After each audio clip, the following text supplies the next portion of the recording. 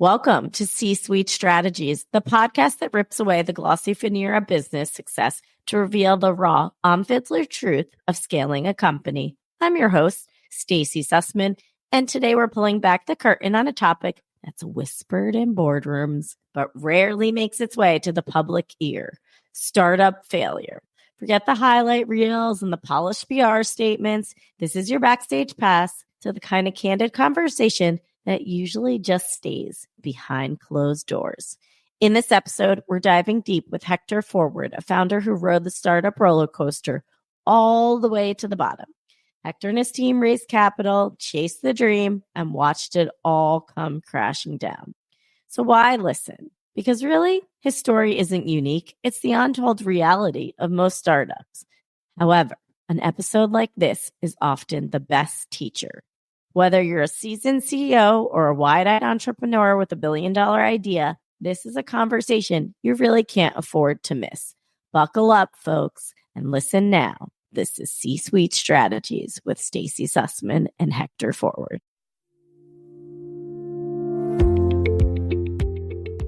Welcome to C-Suite Strategies, the podcast that takes you inside the minds of top executives across diverse industries. I'm your host, Stacie Sussman, Chief Revenue Officer at RevUp Advisory, and I'm here to uncover the strategies, insights, and hidden wisdom that drive success at the highest levels of business.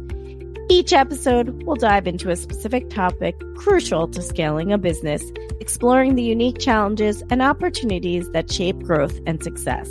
From innovative revenue models to marketing to cutting-edge leadership techniques, we leave no stone unturned. Whether you're a seasoned C-suite executive or a hungry founder seeking more knowledge, this podcast is your backstage pass to the strategies that separate good companies from great ones. Prepare to challenge your assumptions, expand your horizons, and walk away from each episode with actionable insights that can transform your approach to business. Follow now, C-Suite Strategies, and join us as we uncover the secrets to sustainable business growth, one powerful conversation at a time. Your next big breakthrough might just be a listen away. I am super excited. I want to remind everybody about what the topic is today, because I think this is a really important one, and we appreciate Hector being on to talk so openly about this. The topic is the unspoken 90%, embracing the raw truths of startup failures. In a world where only a tenth of startups thrive, the stories of the 90% often go untold. So we're going to talk about the unfiltered narrative of Hector's story, some tough decisions he had to make with his startup, but we're also going to go into valuable learning lessons and sort of what he's doing now and how he'd do everything differently. So, Hector, welcome to the show. Thank you so much for that kind introduction, Stacie. Super appreciative of you being here. I know we got a really good commentary. I got some really awesome DMs on LinkedIn. Everyone hears about the big, shiny success stories. And as Hector and I know, working in scale-up environments, it takes a lot of grit and tenacity to get there. So I'm going to throw the question up and just talk to me about what the startup did. Give me some backstory and anything you want to share about what it did. And then we're going to go into the nitty-gritty of some lessons and some goals. Yeah, sure. So I think the place to start is I was originally Cognizant's first sales employee and then scaled to about 15 million ARR, trained a number of AEs and reps, and stumbled across the problem of data hygiene and updating the CRM. So the company still a problem, Hector. Still a problem. Yeah. The company was called Comtura, which was an anagram of auto CRM, so which I thought was very clever, and investors seemed to like it. And I would say, I read a lot of Y Combinator content and, lean startup and all the other things that young fledgling entrepreneurs digest.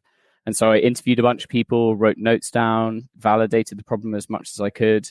Then, put it in a pitch deck and thought, God, people are going to love this. I can use transcripts to automatically update CRMs, better notes, better deal hygiene for sales managers. Everyone's going to want this. And that was the backstory and the start of it, really. So I'll just point out a few things. You knew that there was a need in the market for this, and I'm assuming you're seeing repeated patterns with customers or with clients that this just hasn't been solved at the end of the day. And so I think as I mentor early stage startups here in the US, I always find that they think there's a problem, but I'm not sure they actually validated the problem with customers or potential clients. So just talk me through that validation process, because honestly, I've seen some really bad ideas at the end of the day because they haven't gone through what I would say 100 plus customer interviews to really validate that there's a problem that they're trying to solve.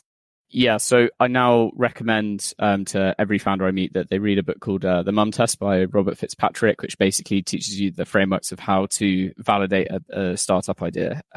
The kind of different phases that we went through. So we believe we had two ICPs. So the first was the end users, the account executives actually using it to update Medic or Spice or whatever framework they had in their Salesforce or HubSpot. And then the second is the sales manager to keep them happy so that, you know, their notes were being done on time, they were being done up to a particular standard. And it's also worth highlighting during this process, I was very fortunate enough to have a pretty good network. And so I could get quite a lot of product feedback. And this is actually how I built my pitch deck to illustrate. One of the things we always get asked is, you know, who's got traction, what companies you've been working with, who is your design partner to go through and build this. And so I believed I'd collated enough of that information to give a powerful enough narrative that I could convince investors to invest in me. And this is bearing in mind pre-product. I had two technical co-founders and we put together an initial machine learning model, which I'll talk at a high level how it worked, because it will make sense why this part of the reason why the startup failed as well a bit later on. Yes. And I think you're being modest. Hector has an incredible network. He is based over in Europe, but I would say you have a huge network. And so when I'm mentoring some startups, I always say you need to get to 100 people. Obviously, you can build and scale before the 100, but that's sort of my personal benchmark of voice of customer. Have you actually validated the problem? Do people want to buy it? And I get emails personally all the time that's like, can you speak with this founder that's got an early stage idea? Because I've also seen products that founders are building, but there's people that dominate the market in those products or in that space, and they have no idea that those companies exist. And to me, it's just you didn't do your homework. Yeah, that's definitely a really interesting point that I think a lot of founders I speak to see too many successful companies in fundraising rounds and forget that it's probably 0.3% that get an acquisition all the way through to an exit or IPO. If you take a cohort of 10,000 startups, only 1,000 of those 10,000 get funding. And there's also a couple of, let's say, rules of thumb, which is one is always make sure you have 3 months worth of personal runway. If you do decide to go and build something and go and decide you want to put an MVP together, then the other thing is, I now tell everyone, don't write a single line of code before you've got people who say, yes, this is absolutely something I want. Here is like a letter of intent, whether that's a document or you have 30 design partners. Okay, you might not convert all 30, but you have at least a very good chance that a large number of them will be your first customer base. And so there are a lot of things that you can prepare yourself with before you make the mistakes that I did, essentially. I find with early stage folks, they rush to the end, which is revenue, and we want to generate revenue so we can scale further. But as you and I know, and I do this day in and day out, you got to put sort of the house together. And there's so many pieces of what that looks like in order to get rolling. And I know pre-COVID, investors were probably more ready to write checks and cut checks with all of those pieces not put together. But I know post-COVID and what we're dealing with in 2023 and 2024, that scrutiny is at an entirely different stage. Even my folks that were early stage and had, let's say, a list of 50 criteria you need to meet, I've seen those lists and they've upped the ante on all those criteria of what they want. Exactly. So we raised basically let's call it the peak of the SaaS golden era, where you could go out and ask for pretty substantial amounts of money. Obviously, the UK is very different from the US. We're conservative, let's say, by nature, but in comparison to the cohorts of other startups funded in the same year as us. We were in the top 10%. So we raised, let's say, $5 million valuation, about $500,000 for a pre-seed round from 12 slides on a pitch deck and some pretty spaghetti code, I would say, to illustrate what we were trying to do. Awesome. So talk to me about how it was 2 other co-founders, so a 3-founder leadership team. I know you had sort of people working behind the scenes. So just talk to me about where it started from a team perspective and where it went. And you can talk about it at sort of a high level.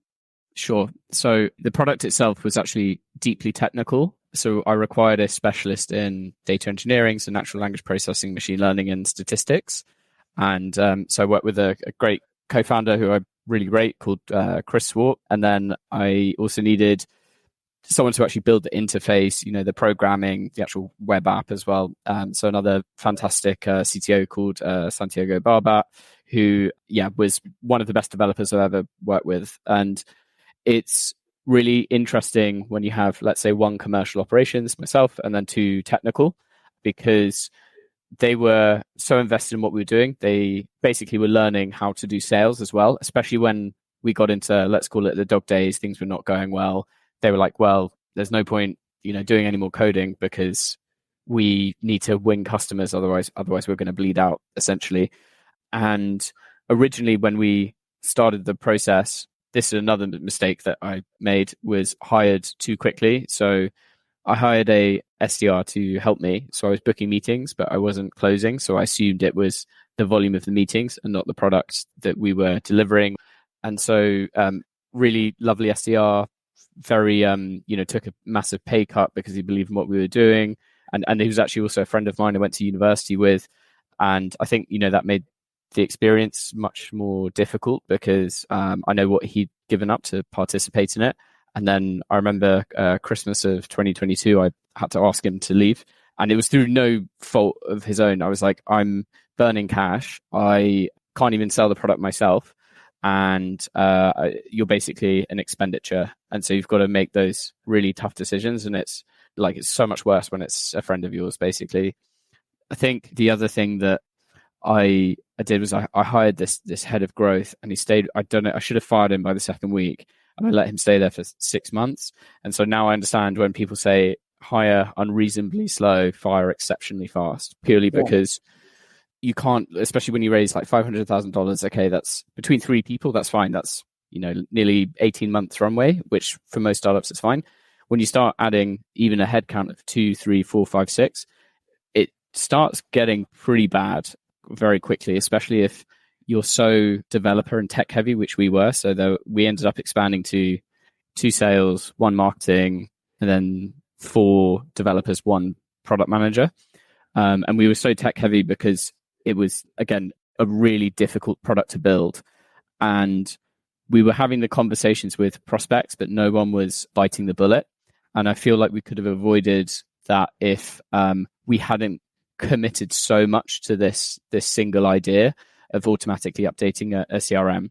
And the objections were things which you would expect, like I'm nervous about transcription quality, like integrations actually take a really long time to build. If you're building a Salesforce integration, every Salesforce is unique. It has different custom objects. Not every field is named the same. So when you look at the API, it's massive. So that took a while. And then I made tons of errors. Like one was, okay, well, I spoke to this guy who uses HubSpot, so we should go build a HubSpot integration. And I've got 10 people who said they've used HubSpot. So then we go and build that. And then I can't close the HubSpot ones. Then I think, oh, okay, it's because we're missing this key feature. And then get so distracted.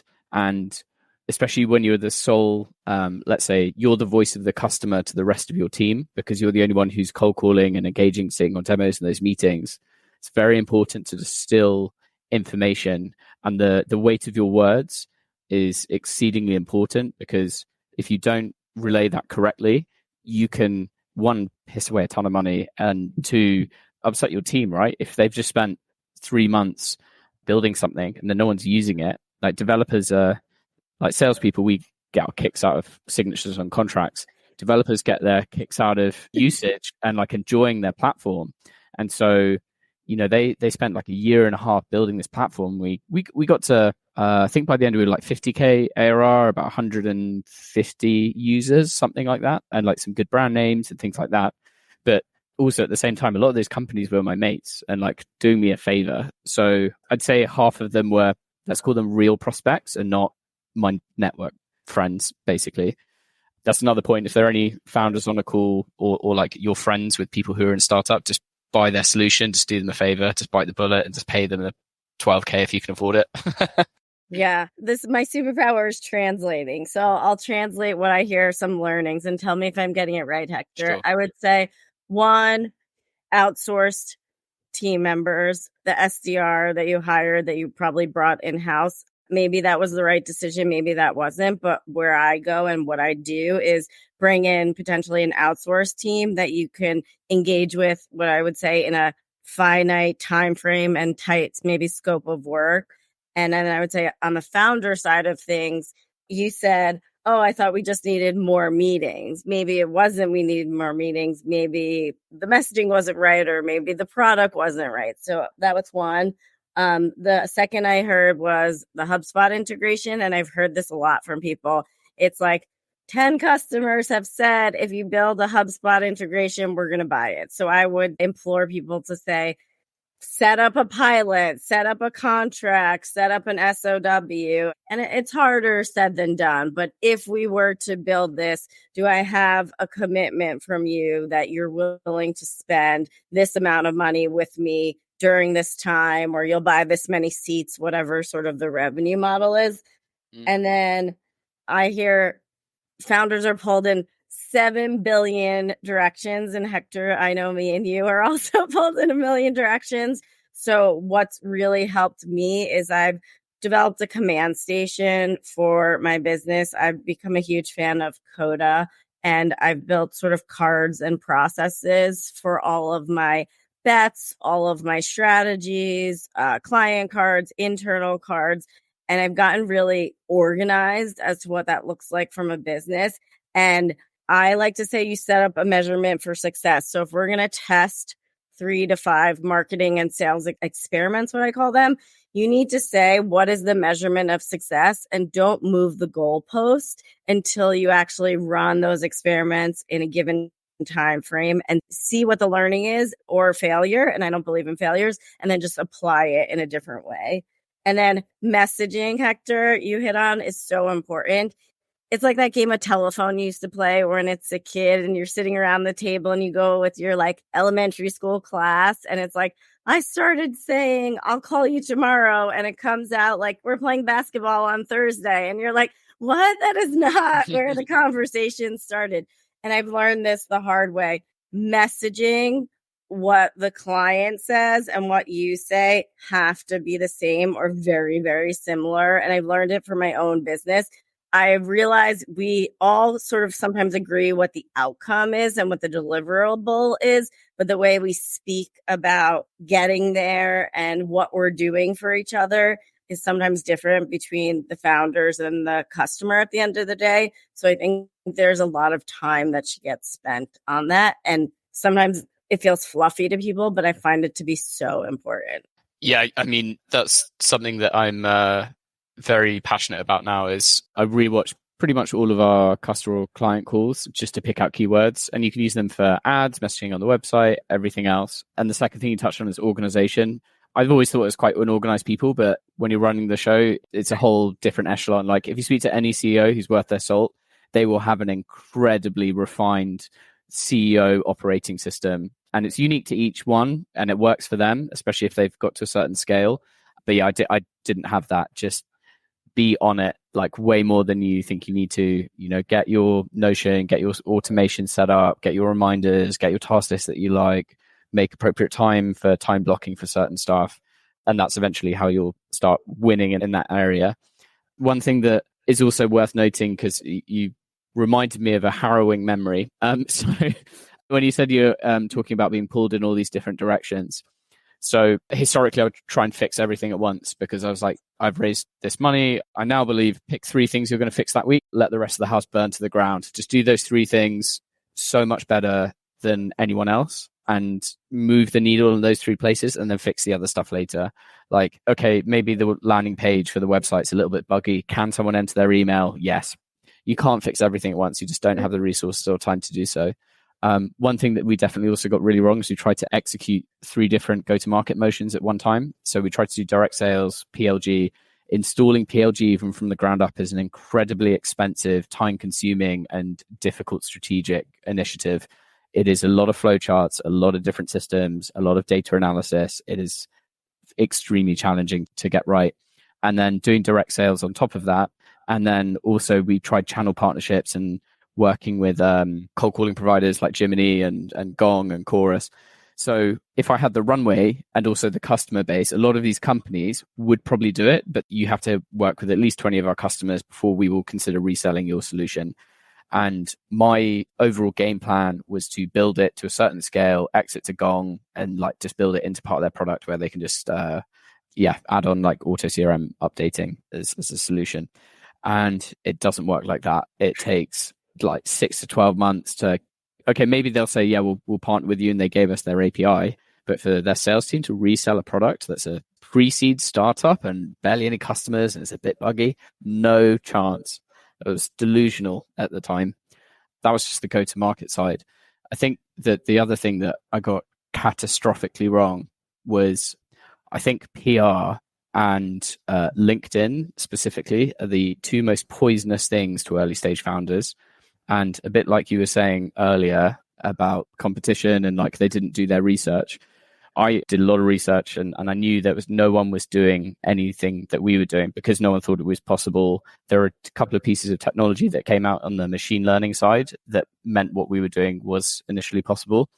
And so whilst that wasn't the case, there were 2 non-direct competitors, very famous ones, Dooley and Scratchpad, which a lot of people use to augment their workflows. And we ended up indirectly competing with them in deals. And I steered the ship to cloning the ability to do what they were doing and then adding our solution into it as a kind of all-in-one. That was a dumb move. And every fundraising round, this was also the time when Dooley was at the top of the market and they raised a 20 million Series A, then a month later, like another 80 million Series B. Then Scratchpad responded by 25 million Series A, and then, Series B 9 months later.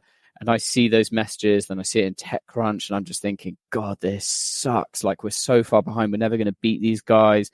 We can move faster. We're more agile. We can build quicker. We can do all this, classic things.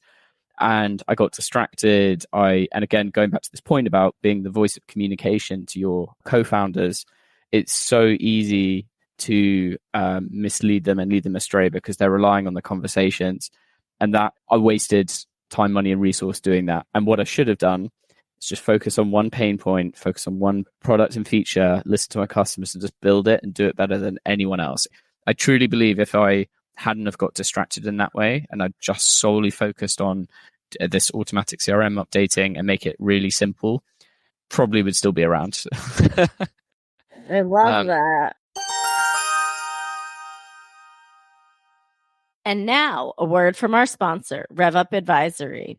At RevUp Advisory, we're passionate about transforming businesses. Most B2B companies struggle with scaling, but with us, you're guaranteed to maximize your marketing and sales growth because it's literally all we do every day. We know you've already accomplished some amazing things, but we also know what got you here won't get you to where you want to go. When the messy middle of scaling feels overwhelming, we dive in, we clean it up, and we create true business transformation. Our job is to handle the nitty-gritty details that get you there, allowing you to focus on the bigger picture.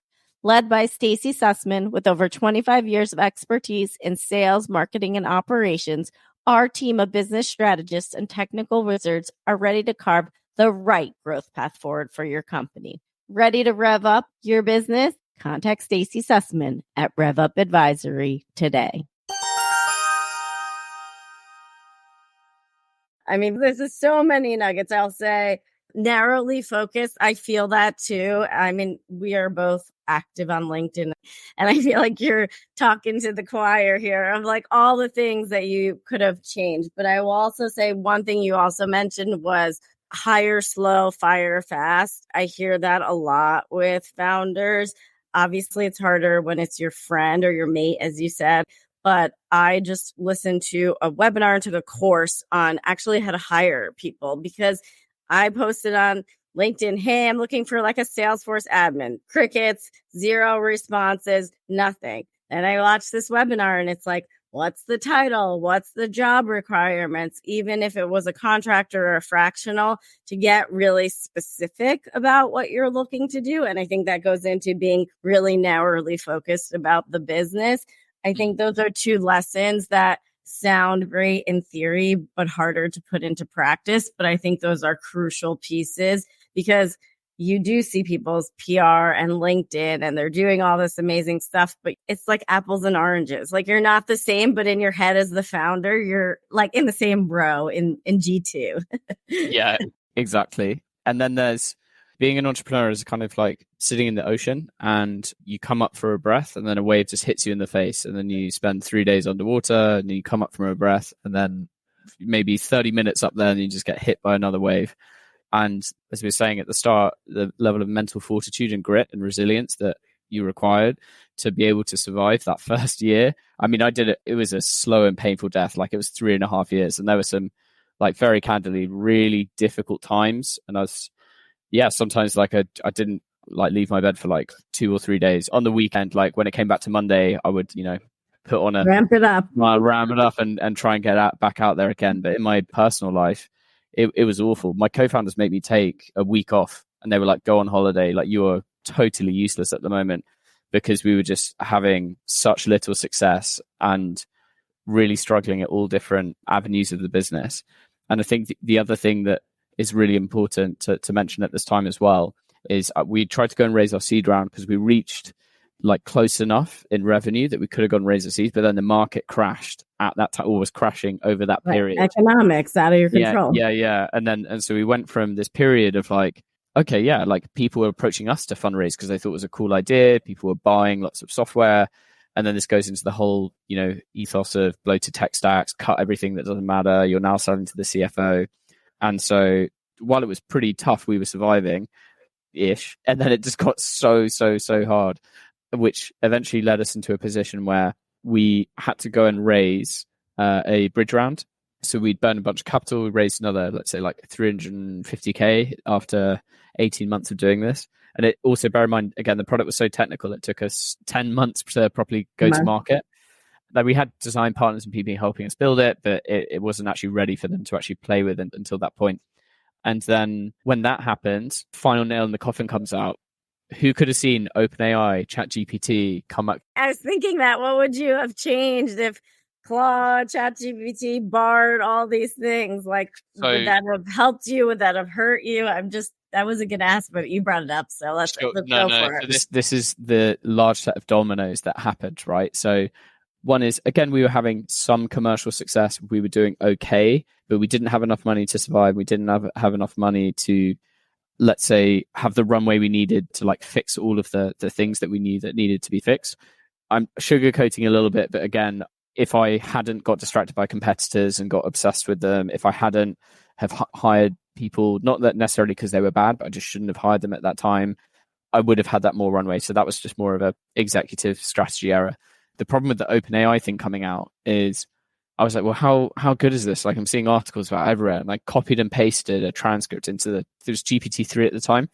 And I was just like, can you score this for Medic, or like write the Medic framework? And I thought, oh my God, this is it. And then I remember going on a demo and showing a rep what we did, and our system worked and it automated their fields and everything. And he was like, how much is it? And I was like, yeah, it's $79 a user a month. So if you've got 100 reps, it's like $7,500 a month, so on and so forth. And then he goes, oh, have you seen this ChatGPT thing? And he did the thing that I'd done the week before. And I'm not going to cuss, but I like inside I was swearing, and I that was it. I knew we were absolutely cooked. So then I went and spoke to my founders about it. And the problem was, so a large reason that many startups die is because of timing. So one is timing we got wrong. If we'd gone the year before, we might have been okay, but we were too close to the OpenAI release that it just came into the market. Then the other thing that happens now including our old investors, they'll like message me being like, oh yeah, these guys are doing what you were doing. And I was like, yeah, because they built it on top of a AI model. We built ours from scratch. You know how much more expensive it is to do that. And then the other difficulty is there was one main competitor called Win.ai, which is an Israeli company.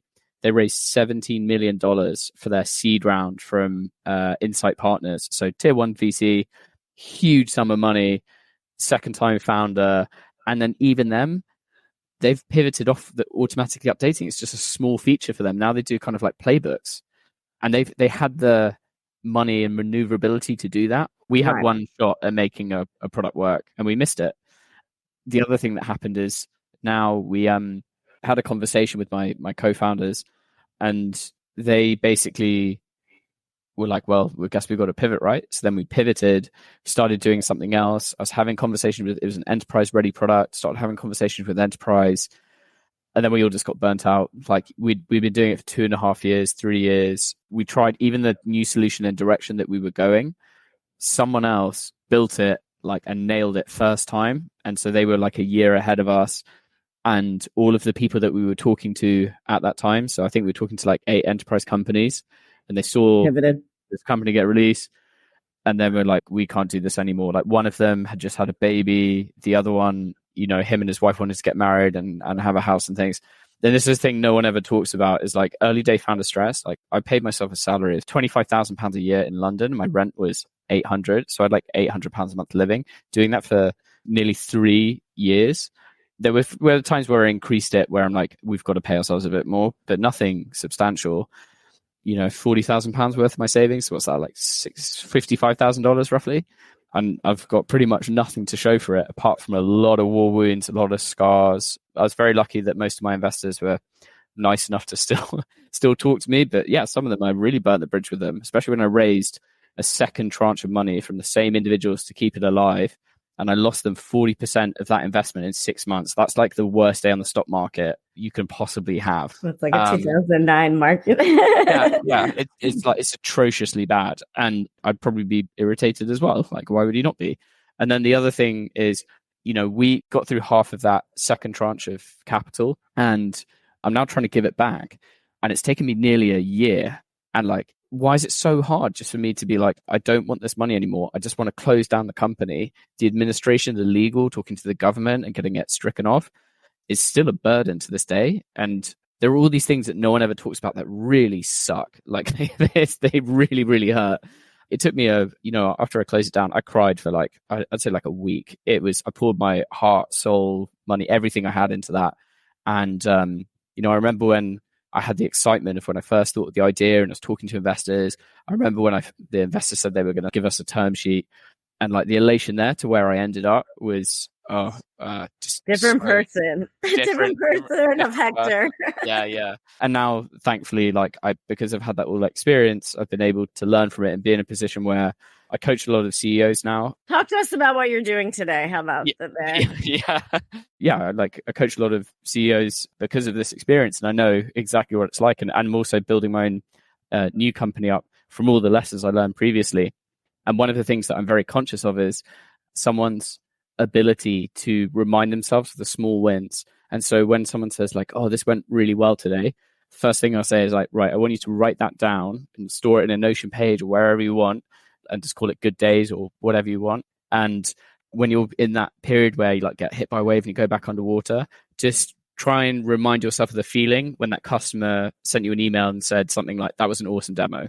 That was a really interesting tool, whatever that small win was, because if you can develop that self-reward system, that's going to pull you out and get you to perform 20-30% better. I was going to ask, in self-care, I feel like, and I'm building like a scale-up agency at this point. I have on my desk these cards that I pull that basically tell me I'm awesome every day. I have this little thing someone gave me, in a world where you can be anything, be yourself. And I have in my drawer a gratitude journal where every day I write down 3 things. I also try to exercise and get out of the office, but I also work with a therapist. I also work with a business coach. I also have what I consider like a personal board of directors. I don't have a formal advisory board because I have not raised funding at this point, but I have accountability buddies in different facets of the business that I can talk to. And so I wonder also, when you're coaching CEOs, did you tell them to put these mechanisms in place? Because a lot of it is mindset besides fortitude and grit to keep going. Yeah, one of the things that I recommend they do is actually join a CEO group of other individuals and have a round table, because whilst, your partner, boyfriend, girlfriend, friends, family, they don't care as much as you do. I think they do care, but they just can't relate. And so they can't offer you actually helpful advice. Whereas like a CEO who has, I don't know, their email marketing automation broke and they accidentally pissed off 1,000 people by email. Someone else might have done that 6 months ago. And they'll be like, yeah, that was awful, but the way you dealt with it was X, Y, Z. Same thing with us. I remember one guy who I mentioned that one of our key customers was churning, and the guy was like, oh, that happened to me. And actually it was the best thing that ever happened, because the only reason they stayed with us is because we were building them bespoke solutions. Don't worry about it. Ignore them. And it was the same scenario. They asked us to build something crazy and pay us like a little bit more, but not the amount of effort, because it'd be such a bespoke solution. And I think, having that support network, so your mental, then your grit, determination. The other thing I often find myself coaching early version CEOs, literally just focus. And when I mentioned earlier about like having one product focus, it's the same thing with this goals in a week. They always come to me and say, hey, like this is happening. I said, okay, but what are you going to get done this week or month? And they'll mention 50 things. I said, no, you're not. You're going to write all of those down. Then you're going to cross out 10 of them. And they're like, what? I'm like, yeah, if you're going to do all those 10 things, you're going to do them all half as well as you could do. Totally. Just pick two, do them as well as you can. Yeah, exactly. I love that. And I feel like there's so much that goes into it. And I do feel like you need a village at the end of the day. Like there's so much that goes on behind the scenes, even though if you were maybe the face and you were dealing with the customers, you had like a village of people working around you at the end of the day. So talk to us about sort of, you have all these lessons. I think you've shared so many that people should learn from, but talk to us about what you're up to today, where you are, what you're doing. Yeah, sure. So I am currently building a business influencer marketplace. So we connect brands with business influencers. So get them to post on LinkedIn for you, sponsor webinars, ad spots in newsletters. And I'm aiming to achieve two different things. So one is increasing brand awareness. And like if you're going to market, you launch a new SaaS product, whatever else, you can make a splash very quickly and elevate your brand. And then on the other side, adding a lot of LinkedIn or business influencers and creators like yourself, Stacie, invest hours creating collateral, like writing posts. I do, Hector. No one ever pays you for it. You're like releasing so much good content unless you go through and make a course. But you have this devout following. And so the whole aim of it is, just connecting brands and these business influencers together. And it's going so much better. And a lot of that is because of the lessons that I've been able to learn from my previous mistakes.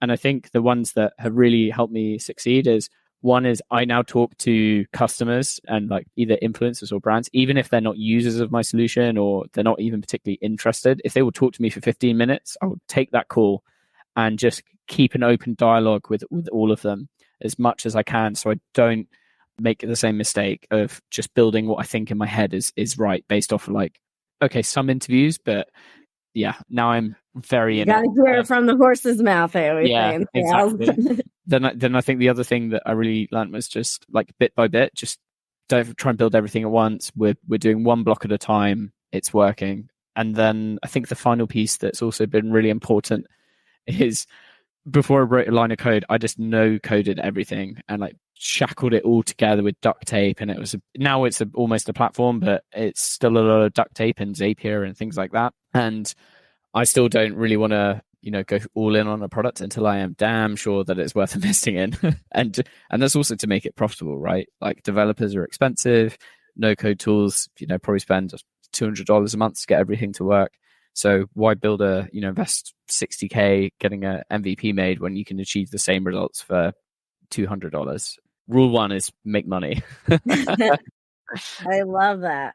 If there's any sort of call to action or any way for people to get in touch with you, you mentioned maybe having founder conversations with folks that can connect on the Fluencer platform. Anything else that you want to share people should do if they want to find you? Yeah, sure. Just connect with me on LinkedIn. I'm usually pretty responsive on there. Otherwise, if you are either a brand who wants to do business influencer marketing, feel free to sign up. Likewise, if you're a business influencer who wants to earn some money from writing content or creating content, also, yeah, see you there. Awesome. Thank you so much for your honesty.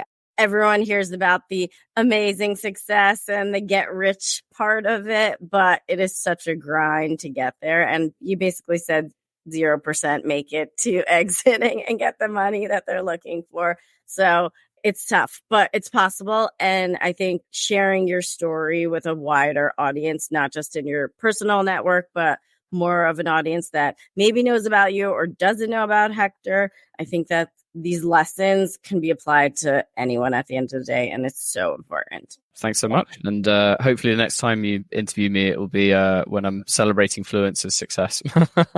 Can't wait. I knew you when. You heard it here first. Yeah. Thank you, Hector. Appreciate it.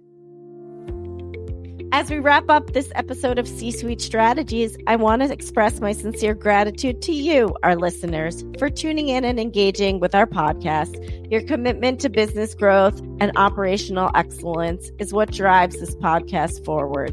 A special thank you to our guests today for sharing their valuable business insights and experience. Your wisdom is a gift to our audience, and we're honored to have had you on our show today.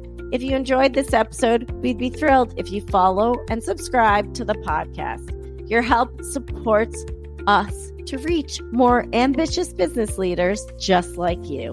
And if you didn't enjoy it, well, I guess I'll see you never. This is your host, Stacie Sussman, Chief Revenue Officer at RevUp Advisory, signing off.